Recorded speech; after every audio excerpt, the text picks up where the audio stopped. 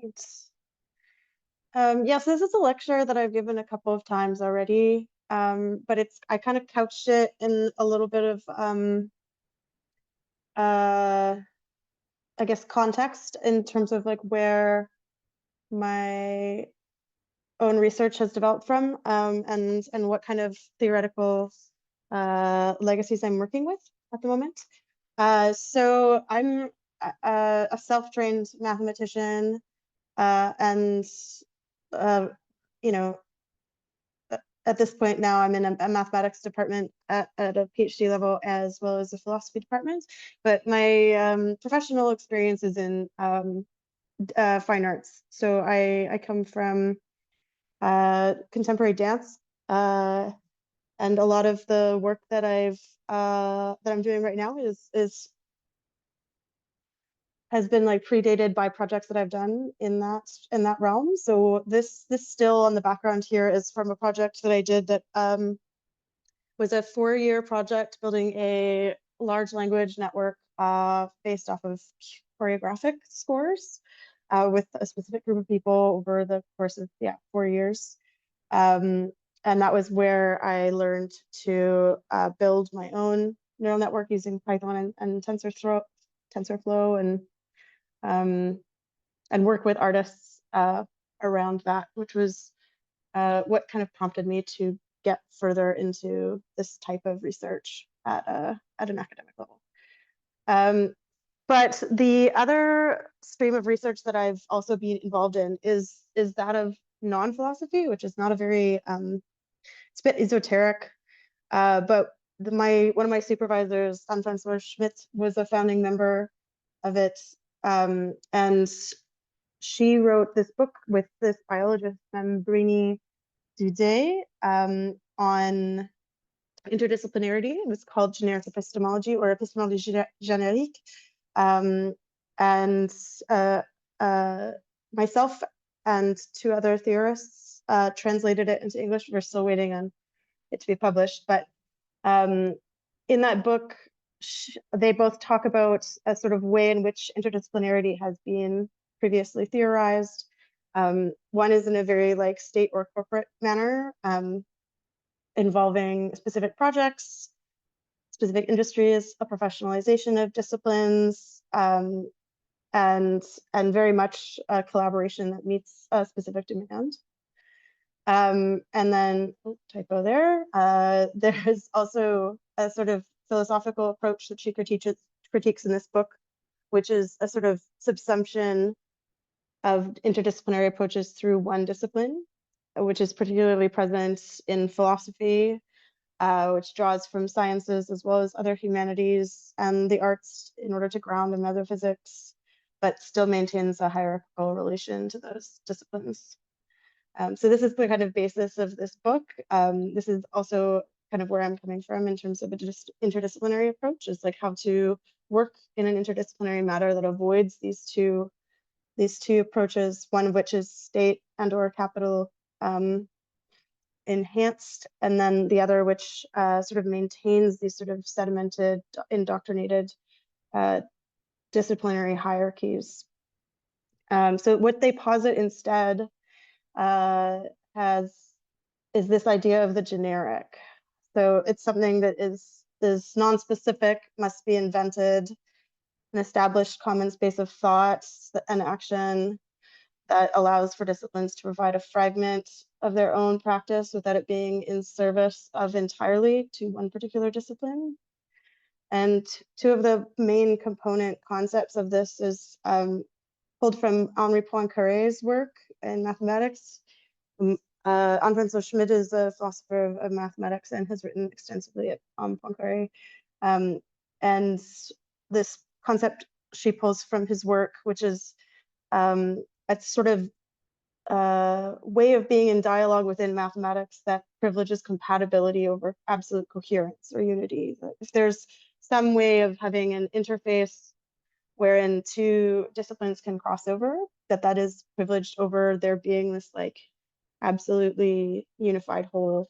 And this is a quote from the book that was translated by me. So Scientific generalization supposes the connection between disciplines. In order to make them compatible for Poincaré, a scientific generalization should be produced starting from decomposed propositions of the kind that allow this linkage, and with it the invention of a hypercompatibility of one discipline to another. The other concept is the integrative object, which is what is the kind of basis of this generic epistemology. So focusing on one particular object that exceeds disciplines entirely. So it has its own sort of epistemological meaning in a variety of disciplines, but exceeds the explanatory ability of each and all of the coverings of every discipline that is involved with it.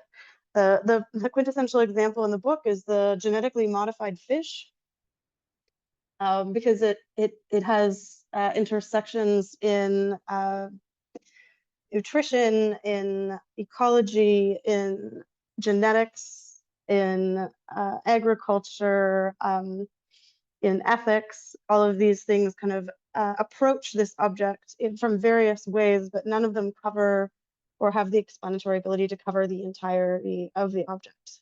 So this like switch from maybe a theoretical standpoint, which is transported from discipline to discipline to some kind of object that has a sort of compatibility or interface between different disciplines, wherein each discipline is able to speak about it from one aspect, but not the other, is really important. And it's described via a sort of n-dimensional matrix type formulation, in terms of there being many different ways to approach an object, and those can be described and discretized in vectors through some kind of matrix, and each of these particular disciplines falls short of capturing it.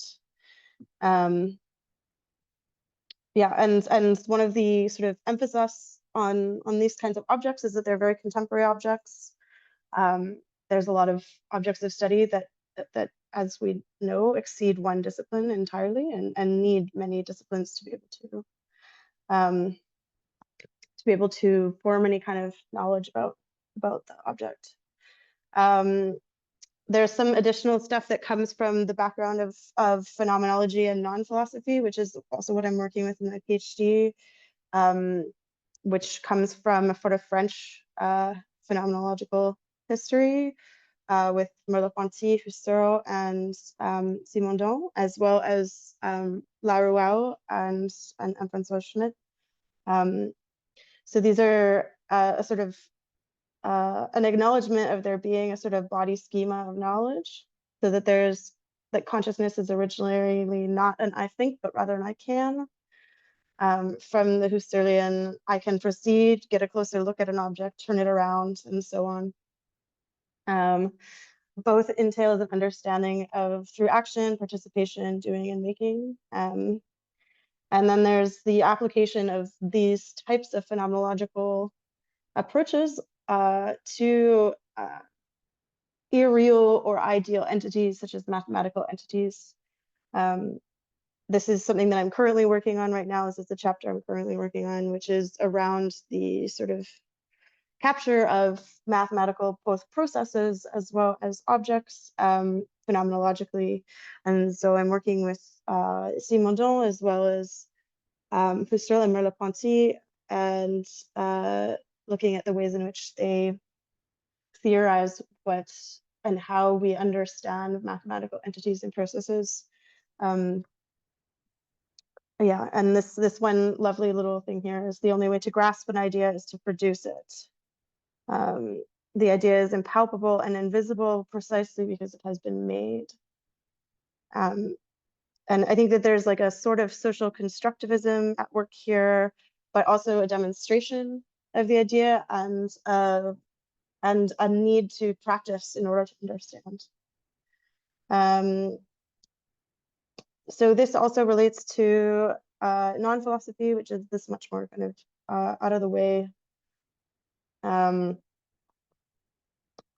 stream, I guess, of philosophy that is based on the work of François Larouau, and there's many other people involved in that, but he works on ideas of science, and he also has some earlier writings that I'm currently translating on phenomenology, one of which is really focused on this idea of an hypothesis that is determined in the last instance in the way of Althusser, insofar as the verification or falsification of the hypothesis never really arrives.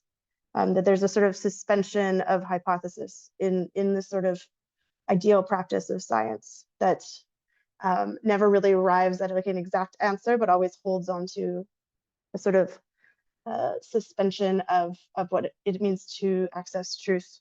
And I think that he's not the only one who has written about that, but he kind of emphasizes that science often forgets that it is in fact a continual hypothesis, because it is so caught up in the machinations of producing knowledge continually. So the object of my study of my PhD is recursive structures, which is a very broad object. I would call it maybe an integrative object in some ways. There's a lot of different ways in which it is used in many different disciplines. The instances of it that I have been looking at are the sort of 20th century basis of recursive functions and logical computation from Church, Turing, and Gödel. Also looking at their being taken up in cybernetics. Specifically, I've been looking at the work of Gregory Bateson, because he has a whole later section of his work on recursive epistemology, which I find very interesting in terms of its relation to emergence theory, to media theory, ecology. It really goes quite in depth into like life sciences, and there is a sort of ontologization of this mathematical theory that is happening in Gregory Bateson's work. I'm also looking at the active inference group founded by Carl Friston, which I'm viewing as kind of a contemporary instantiation of cybernetics using artificial intelligence and the free energy principle. I find that it uses like the sort of interdisciplinary in a similar way that cybernetics has historically.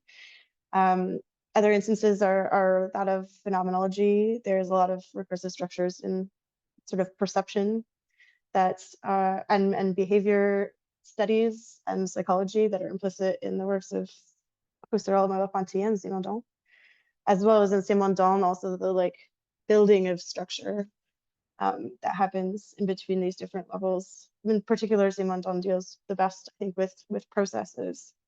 Graphical probabilistic modeling from a mathematical standpoint. I didn't write any authors down because there's just too many. But I think this group seems to be fairly familiar with that as well. And then also non-philosophy, Laruelle and others, a lot of them critique sort of recursive structures, but then reproduce them in their own work. So the point of the research has been to sort of formalize essential concepts of these structures. Some of the ones that I've been working on across disciplines have been ideas of movement and iteration, which we'll be talking about today, between spaces and domains, both algebraically and topologically, scale and dimensionality, a change in the status of a term or operator between cardinal, ordinal, and just basic representation of objects. And also a kind of base rule of the omission of a neutral element as the base case. This has been something that I've been looking at through functional analysis. So like a necessary functionality for recursivity is like looking at the domain space, recognizing the neutral or identity term and the operation that is at work, and not including it in the sort of operation of recursivity. It's a restriction that recursivity has, which I find quite interesting. So to move on to this tiny example that I have here, you can look at some of the examples of movement. I'm looking specifically at movement between mathematical spaces, but also in cognition. This is from Experience and Judgment. this is kind of the initial movement of cognition, is a turn towards the object that Husserl talks about at length in this book. It is already present as a dynamis, which is to turn into an entelikeia. Preliminary present means that the object affects us as entering into the background of our field of consciousness, or even that it is already in the foreground, possibly already grasped, but only afterward awakens the interest in cognition, that interest which is distinguished from all other interests of practical life. There's another obvious kind of movement, the movement of non-sensuous data. There's something analogous here between our response to nature, but also to concepts among the different obscure movements of thought which stir us. One thought, for example, stands out from all the rest and has a sensitive effect on the ego, as it, so to speak, forces itself against the ego. It's a kind of finding of objectness within something more ideal or conceptual. So to sum up, movement in Husserl's experience and judgment, there's always a continuous movement of consciousness. There's a turning attention towards objects as a conscious movement, and then there's a turn towards or against the ego as finding the object as something distinct from oneself. And then there's the final form, which is the kinesthesis, which is the seeking out of data about the object, wherein the body becomes implicit. And this is where we see Merleau-Ponty's work come in. So Merleau-Ponty expands and makes concrete this analysis of movement in Phenomenology of Perception, bringing the body and its particular abilities into the structure of perception. So in the chapter, the spatiality of one's own motricity and one's own body and motricity, this movement of thought and perception, even at the involuntary level, is inextricably bound to the body, its abilities, and its movement inhabiting space and time. And as we can see here, this quote, as I bolded here, motricity is thus not, as it were, a servant of consciousness, transporting the body to the point of space that we imagined beforehand. For us to be able to move our body toward an object, the object must first exist for it, and hence our body must not belong to the region of in itself. From this analysis comes a more concrete notion of perception as an I can, which Husserl foregrounds in experience and judgment. That consciousness is originally not an I think, but rather an I can. In this passage, he is talking specifically about someone who has brain lesions and a motor disorder that specifically changes the way that he perceives the world. And it's about the ability of the body to function in space, which changes the way that the perception of space has been constructed by the body. So it does not unite them by placing them all under the domination of I think, but rather by orienting them toward the intersensory unity of a world for the perceiving subject. A movement is not a movement on thought, and bodily space is not a space that is conceived or represented. And I think here you can see in Merleau-Ponty this collapse between the sort of like movement of consciousness and the movement of the body into being something that's entirely integrated. So if, according to Husserl, movement is a necessary precondition of perception, and following that, if for Merleau-Ponty, the body and its motricity is also implicated, how are we to understand the perception of the machine? Can we look at the graphical model of a perceptual apparatus and see in it a body or a body schema, or even more primordially, a unitary thematic grasp, something that Husserl talks about in Experience and Judgment as well, which constantly enriches itself and which coincides with itself in its different parts. So taking these analyses of perception phenomenology seriously, I'm going to try to apply them to a sort of basic perceptual apparatus. And one of the ways that I want to do this is to look at the mechanics of the systems themselves and to perform a sort of phenomenological analysis of the movements that are implicit within them. So one way to do this is looking at the graphical representation of these models and tracking dependencies to directed and undirected edges. This gives you an analogy of a kind of movement in terms of which probabilities are carried over, how far along the graph they can be carried over, how far one particular node's probabilistic outcome saturates those around it, and what a particular piece of data's decay rate is over these graphs. This is often sort of a basic work of the designers of these graphs. It's sort of like a almost surgical cut, if we're using the body metaphor, to sever data connections from other sections of the graph. But I kind of want to look at the sort of extreme basic Bayes theorem, and to see what movements are happening at the sort of extremely basic formal level.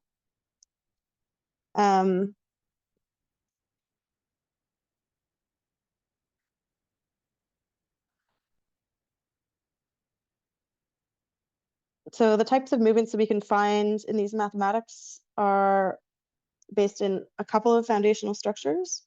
As we know, Bayes' theorem uses commutative operations, which are definitely necessary to maintain proportionality, a crucial aspect of probability. Because of this, it's very easily mapped onto a geometric space. It's often necessary for probabilities to come in the form of distributions statistically, which have an area, are often calculated by density functions, defined as a specified area of the distribution. Non-distributed or sampled probabilities can be even more easily mapped as proportional geometric areas, because they don't need to account for these curves that we see. So the iterative magic of Bayes occurs because of the commutativity of these operations, which allows you to substitute the prior with the posterior, leading to an updated result. I'm assuming most people in this group probably already are familiar with this. This is also a presentation I've given for a very philosophical audience, wherein putting an equation on the screen is a big ask, I think. So I won't go into how this movement works necessarily. You can kind of see it in the diagram. You have the prior and the likelihood, and you're able to re-input the posterior as part of that equation.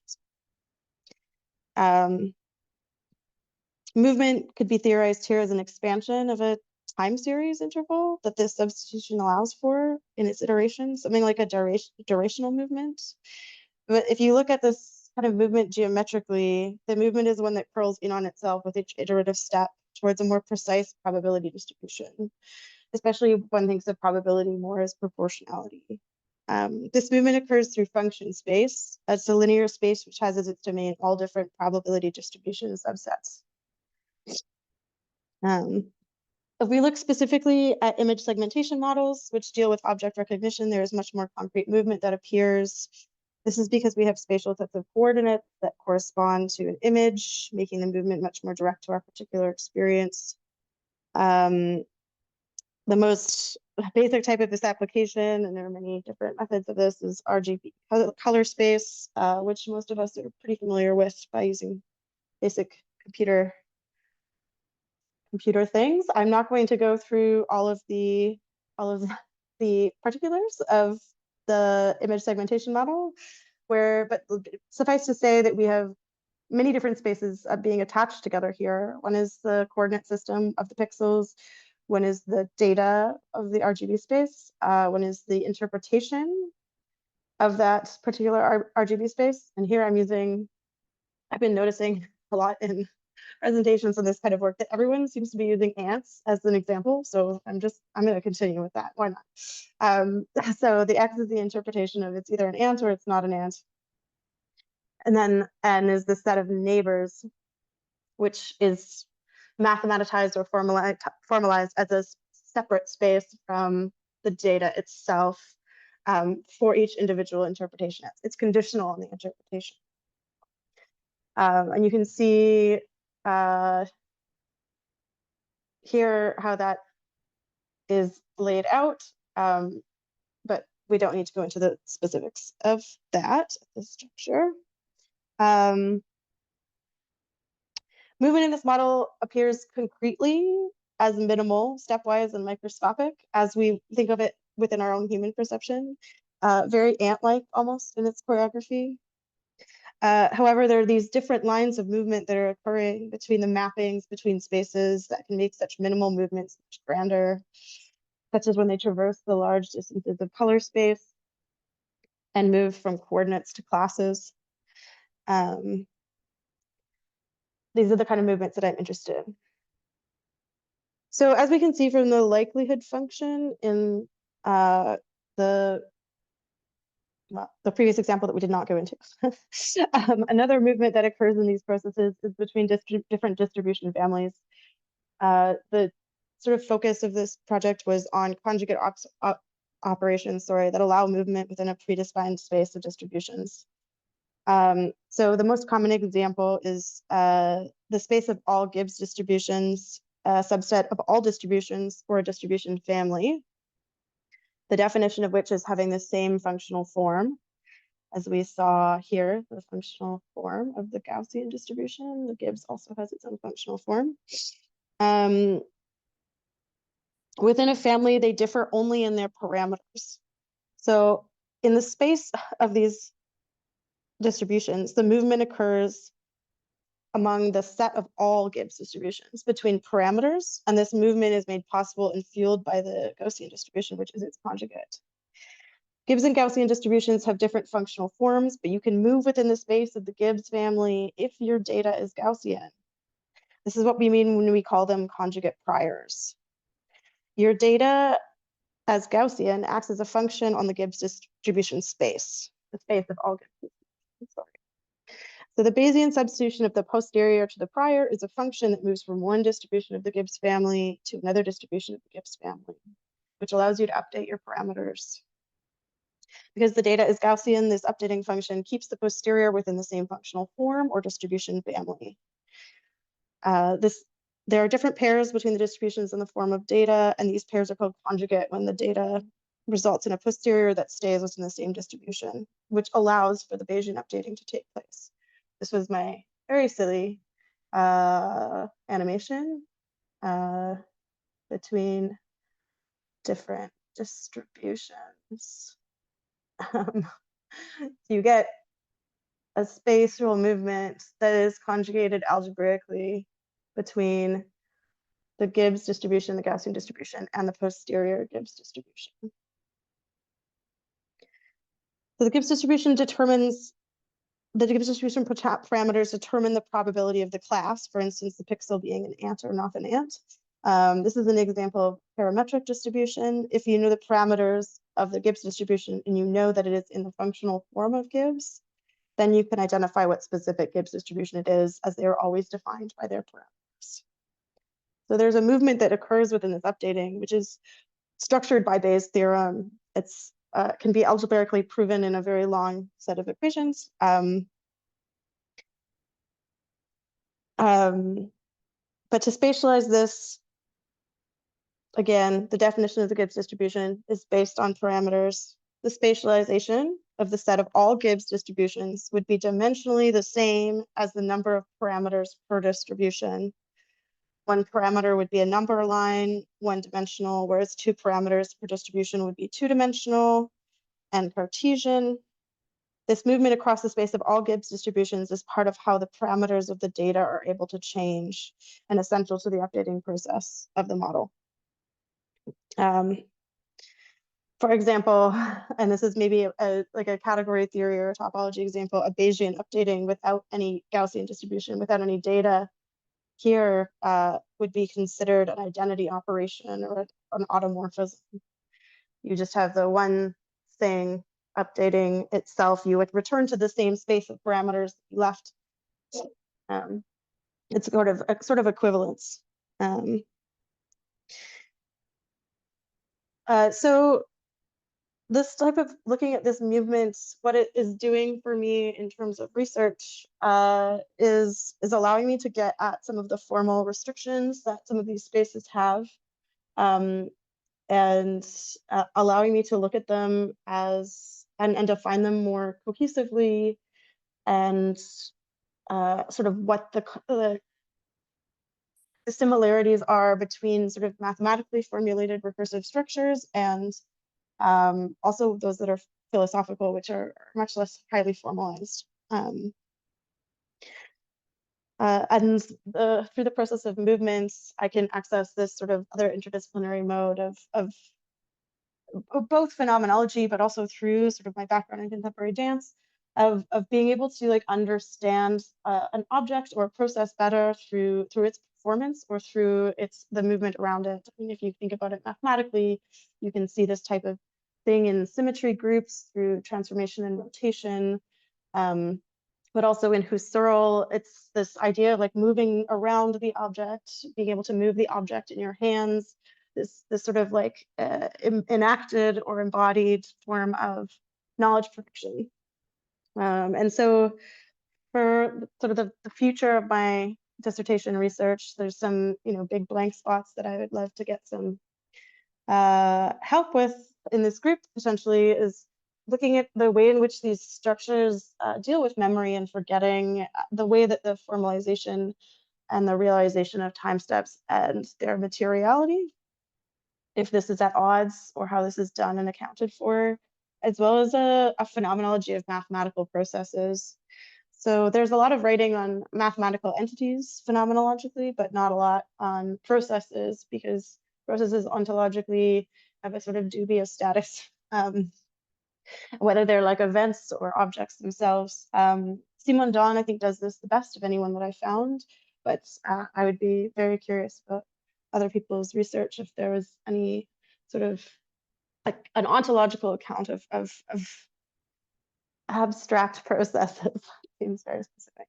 And then through this work as well, I'm also interested in returning to this idea of interdisciplinarity, what this sort of movement from this thing I just presented around conjugacy, mathematically formalized conjugacy. There's a bunch of different kinds of it. This is one specific one.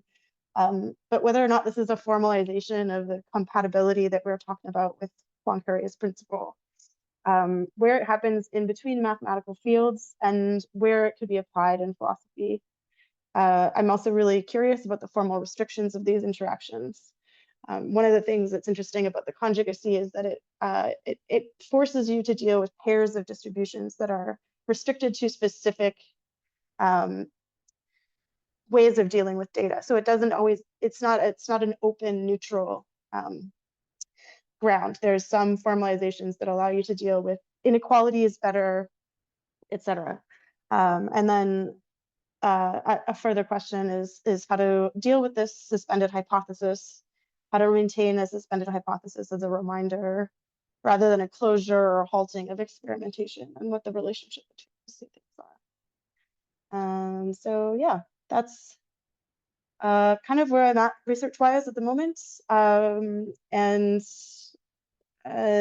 with a small example of something that I worked on in the fall. Yeah, and I'd be really curious to hear what other people have to say about that. So thank you for listening.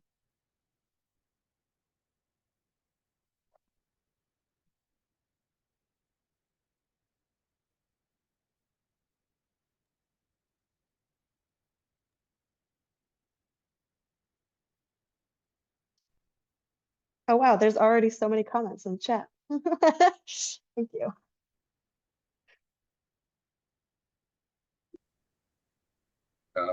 Joe, are you going to lead the question session? Yes. So yeah, thank you, Brynn, for that very nice presentation. So the questions in the chat are mostly from Tomas. And yeah, I guess we can all read the questions. The first is, why is the integrative has to be thought of as an object and a process? No. Let me, because I wrote the question 0 at the later on. I realized that there is a fundamental question, and then all the others, because of time, we have to, I mean, we have to discuss later. I want to congratulate you. It's fantastic, really, your work. I am very, I don't know how to say, like, impressed. And I want to know a little bit, how is that self-trained mathematician thing you mentioned at the beginning? How that worked? Just to tell the short story, And then question 0, my question is, what are the formal requirements of that and or that kind of object or system, whatever we call it, that you are analyzing? Because behaviorally, you are establishing as I understood, some requirement for computing-based theorem or having some sort of comparison abilities and so on.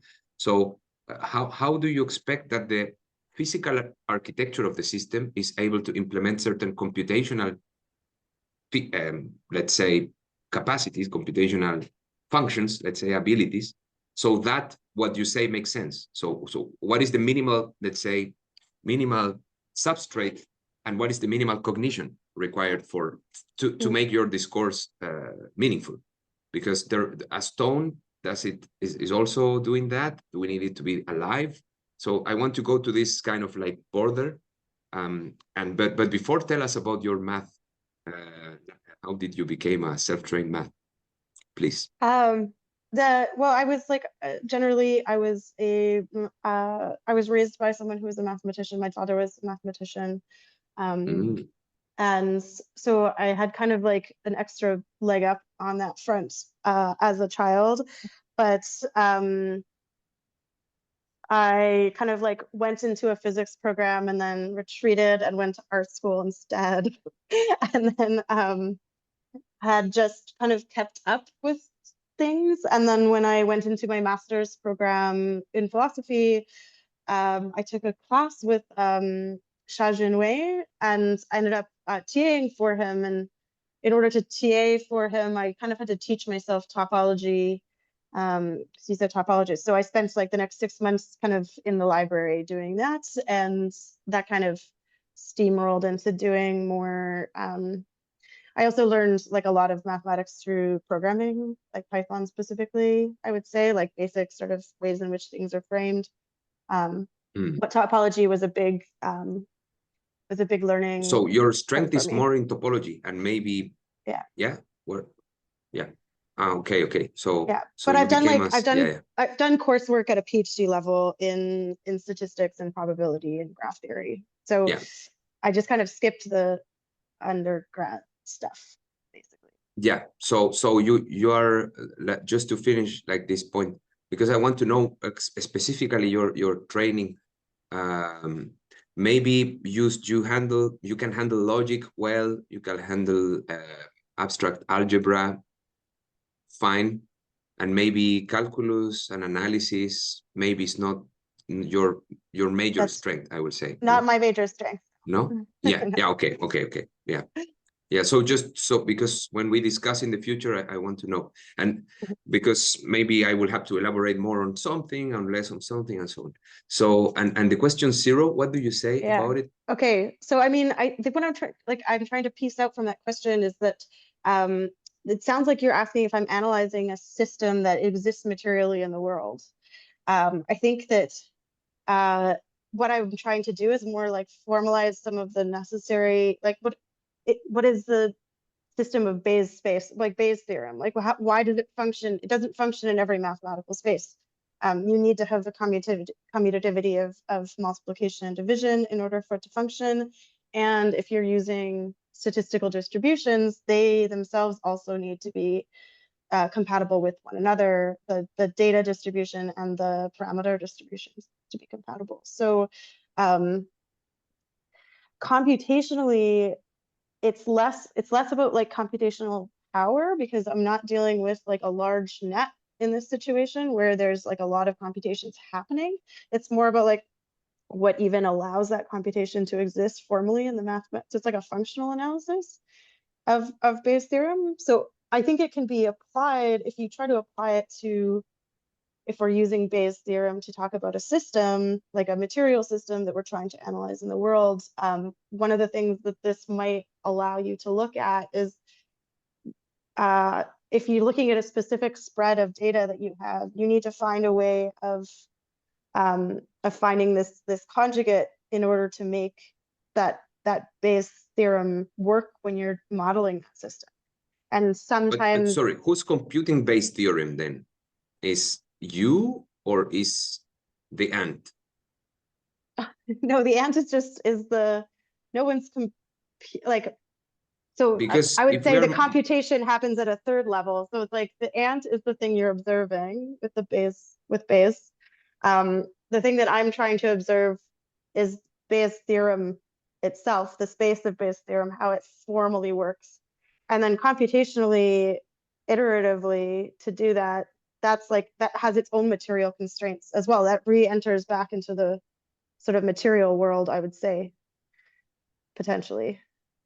but if the ant's behavior is according to your framework-based theorem and so on, it can be described properly. Will that, to you, imply that the ant is implementing such a process, or this is just a coincidence, or it's what's the ant doing? The ant is doing whatever it wants to do. The Bayes theorem is looking at whether the ant is an ant or not. So it's perceiving, it's trying to, like, as a perceptual apparatus, trying to perceive whether or not it is an ant. So like even in an image, I'm going to say, like, it's not even a living system. It's like in this particular situation, the example given is like, in an image, how do we tell which pixels of the image? How do we do image segmentation? Which part of the image is an ant and which is the background?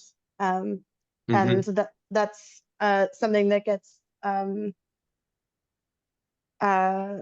put into a sort of updating of your information on each pixel based on its neighbors and its respective color space and the interpretation. So we're not actually talking about a living system at all. It's just a it's just a how I guess the question for me is like, how does the formal capacity of Bayes' theorem perceive the world, and what are the limitations or restrictions of it as a sort of perceptual so then we are apparatus. talking about Bayesian agents. So though we don't care much about the cognition of the ant, but we care about our own cognition, which we have to compute Bayes' theorem. Okay. Yes. Yeah. We like I have would a love lot to of do literature. literature. I have a lot of literature or authors or communities that match with your work. So I think we have to meet up separately for this. Keep these questions for memory. But yeah, so for example, the people in Morocco, for the philosophical part, for the Bayesian part you are doing, there is a very recent project in Nathaniel Virgo, Martin Bill. Do you know them? No, I don't. No? Okay, yeah, they are in a very similar space of ideas. Randall Beer as well is doing something a little bit similar, but with the game of life instead of ants. So yeah, there's a lot. It's very good. Okay, sorry, that's for me. I want to keep some time for the others. Yeah, okay. There's a lot of questions that kind of go in that stream. So but maybe I'll just quickly copy them in case they disappear. Yeah, we have to meet up separately for this. Yeah. Okay. Unfortunately, I have to head out at 5. I would, it would be interesting to continue the discussion, because I definitely want to get like a solid understanding of what everyone is doing. And I feel like I still am not entirely clear about the overall aim or question. But I think maybe it'll I think maybe it'll come over time. But it seems to me kind of like different ways that movement is embodied, and I guess different instances or ways or organizations that deal with movement, and kind of what might be similar, what might be different. But yeah, if maybe just really quick before I go, if you could like explain like on 5, like distilling kind of like the overall research and question that you're trying to kind of grapple with. Yeah, okay. I think that like the movement thing, maybe I should have spent a bit more time on, but yeah, I guess there's different kind of scales of that movement. I think that what I'm looking at is like movement within mathematical processes, but also like movement within mathematical conceptions and how that works. And I think that's the thing that I'm currently struggling with at the moment, actually, is the difference between phenomenological research on mathematical entities, which involve movement, but it's like really pushing phenomenology to its like limit at the, it's saying like, okay, if we need movement in order to understand an object, how do we understand a mathematical entity, which doesn't exist in space and time? And one of the ways that can be sort of made an example of is symmetry groups, for instance, like the rotation of a triangle.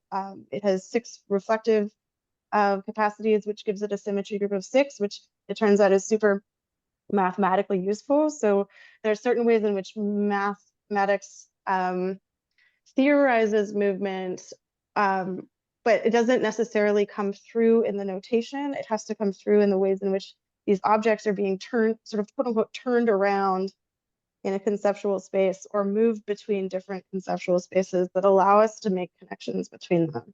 And I think that's what I'm the most interested in terms of like applying a sort of phenomenological or even at a base level, like dance-based connection between these, like where does movement happen, and is it metaphorical, or is it like, or is it really inherent in the conceptual formalization of the thing? So it's like how yeah, no, you can finish up real quick. It's just, I think the example between the distribution space is like if you think of a distribution as something that you can take the volume of, like the area of two-dimensionally and multiply that. But like but then like within that space, you can move within that space and you can actually formalize that movement certain ways. Like then the movement becomes really important to like how those differences. So you're not only moving within 2 different spaces algebraically, but you're also moving within a specific space geometrically. So I'm curious about, like, I guess that's why I like that example so much, is because it has multiple forms of movement. Yes. Right. I wonder, I'm just gonna ask a super quick question, but to kind of like, how is it that a symbol moves being just kind of like a symbol, or like maybe like a mathematical object? I'm not exactly sure what mathematical, I don't know if I'm using that correctly, but kind of, yeah, how is it that a symbol might move in relation to, well, yeah, I guess just how a symbol might move. Yeah, a symbol in terms of its like social constructedness, or I guess the thing that when I think about phenomenology, it kind of assumes more of a lived relationship, and symbols don't really seem to, I never really thought about it too much, but a symbol, whether it's, for example, I guess just a number or an equation, I'm not sure how that really fits into a phenomenological relationship or dynamic. It's less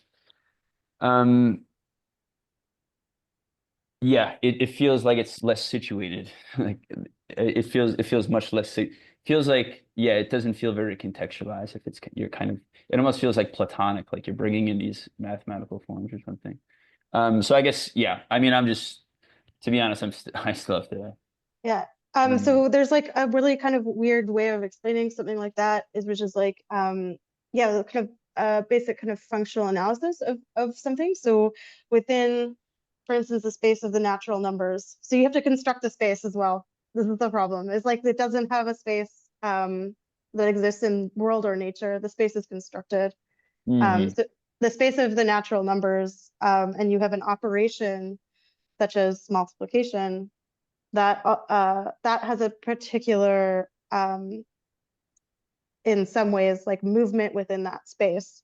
And Right. So when I talked about the like neutral term or the identity term there, within multiplication and division, that identity term is 1 within the natural numbers. But if you change the domain space, that might change. If you change the operation, for instance, if it's addition and subtraction, it's 0. It's not 1, because if you add 1 to something, it changes the number. So there's something about the relationship between the domain space, the operator that you're using, and the like what that produces as a term that like informs how movement, which I'm not sure how metaphorical that is actually, works in that space, or change works in that space, I guess. But yeah, there's no context in the real world. It's like it's all kind of, I think you have to be precise about what spaces you're referring to. Yeah. Yeah, that helps out a little bit. But I do have to head out, guys. So okay, thank you so much. Bye-bye. I have a question. Yeah. Yes. Hi. So you mentioned earlier about graphs, nodes and edges, and then in relation to Matthew's question about movement, I would suppose, would you mean? I mean, correct me if I'm wrong, if I got it right. Does it mean like dynamics of a system, and like, for example, in a graph, it's like applying the Bayesian updating to the values of the nodes and the edges in your graph?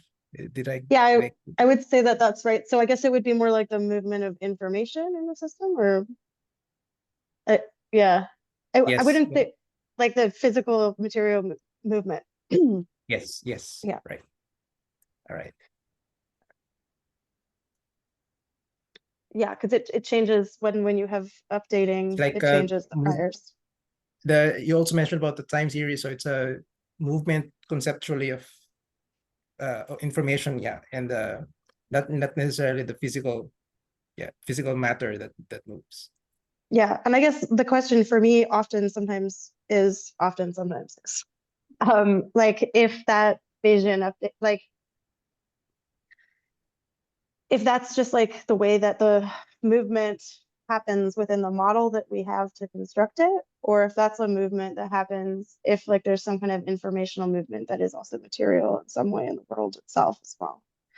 Yes. So I'm also curious about, so if it's Bayesian and it involves the likelihood, it necessitates that you have to make a model for the likelihood, right? Like identifying the proper parameters for you to be able to have the correct model for the Bayesian framework. Can you say something about it in your context? Yeah, I mean, that's, yeah, so I think I have in the longer version of this lecture, I talk about conditional probabilities. Yes. And so like, for me, at least, I think, I don't know, I'm not sure, whatever. I'm theorizing that ontologically all probabilities are conditional. But like every probability can somehow be modeled as a dependence or conditional relation. So what is chosen to be non-conditional is like a choice. It's like a model choice. And that alters the sort of framework that you're using. And it's necessary because, you know, the map is not the territory sort of problem. But yeah, there's some other kind of worldly assumption that we have in some ways about what is or is not conditional. That I think also coming from my work in phenomenology, I think is very preconditioned by the way that our bodies are, or like the effect that, you know, our bodies have, or the response and stimuli relation our bodies have in the world. So yeah, I think that like the positioning of some kind of probability is as a prior that is non-conditional is like always kind of in some ways a perceptual choice. But maybe that's a big statement. You could go like pretty, I mean, some of it makes like perfect sense when you think about it. You're like, no, that's definitely not conditional on anything. But then you're like, okay, but if it's Bayesian all the way down, then I don't know, like where does it end, sort of thing. So I'm not sure where like the first non-conditional prior would be. Seems like a very metaphysical question. But what kind of systems would be like, for example, you were mentioning about ants as an example, but would it necessitates that for other real, well, let's say ants, you want to model the specific, say, behavior of the ant, and you would need to have some parameters or some observational data that you have to put into the likelihood, and there has to be some parameters that have to be associated with that data that you're trying to model. So it kind of a, I guess I'm coming from a data perspective in a way that for you to be able to apply it, you still have to define or have to have your, as you mentioned, you have to be conditional on the data that you have, and from the likelihood perspective, you have to be given that it's the data, what are the correct set of parameters that you'd like to put in your model, something like that. Yeah, and I think that can be very conditional in a lot of ways, depending on what data you have available to you. Of course, like, I don't know, I'm thinking of like another example of somebody that presented on modeling ants, where it was like, I think it was termites actually, but close enough. They were like, building structures and being like, okay, so the data that we have is like how these structures are built. We can observe the termites building these structures, and they build them quite sort of like organically, but without like a sort of overarching idea or architecture. It's kind of an emergent architecture. It's like, how do we model this? And it's like the data that you have access to is observing the structure being built. You don't really have access to decision-making processes in the termite or ant's mind. So there's always these kind of like limitations in terms of what data you have. And I think that sometimes the data that you can be presented with presents itself really well in a certain distribution. You can be like, great, now I can use this distribution and put it into the model. I think that sometimes there's probably a lot of instances where that can be quite tricky in terms of being like, okay, there's actually some stuff that doesn't work well if we condition it in this specific way, and there's a lot of outliers, and that's a problem, but we'll just write that up in the paper and like acknowledge it. But I guess the question for me is, because I'm not coming from like a data science perspective, but often the one class that I teach is statistics for people who don't know math. So it's like, okay, how do we read these things as something that are like kind of slightly more, I don't want to say like, yeah, a little bit like artificial. They're like, there's something that is like, that there is stuff that lies outside of this data, or these data choices are being made for specific, because of specific conveniences, or because we just don't, like, it's impossible to have access to what's going on in the termites' brains. Like, that's a reasonable thing to exclude from our data set, I think.